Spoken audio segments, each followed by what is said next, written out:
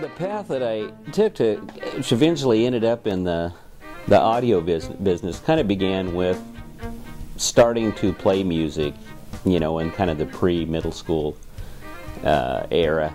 You know, started off with saxophone and then played the flute for a while, and then kind of settled on the oboe and played that, and just kind of developed an appreciation and kind of a passion for music. The whole time I was growing up, their sound system was a Magnavox console, which was really a piece of furniture that just happened to have a stereo in it. And you know, it could play reasonably loud, and you know, it was okay. I mean, it sounded like music, and I just kind of thought that's how people listen to reproduce music, is through something like that. And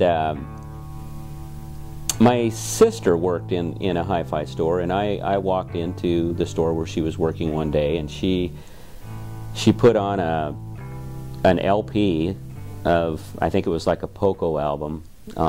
This was probably, we're talking maybe 1974, and you know, not a really ultra expensive system, but you know, the speakers at the time probably were about $1,200 a pair, and a nice powerful receiver, and I think a Philips turntable. And she put on that Poco album, and my jaw just kind of dropped. I just couldn't believe how lifelike and how real it sounded.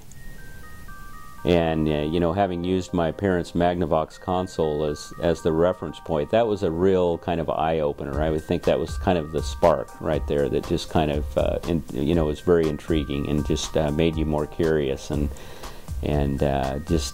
just the way everything, the music, the vocals, the instruments, there was a certain level of clarity and definition and just feeling like they were right there.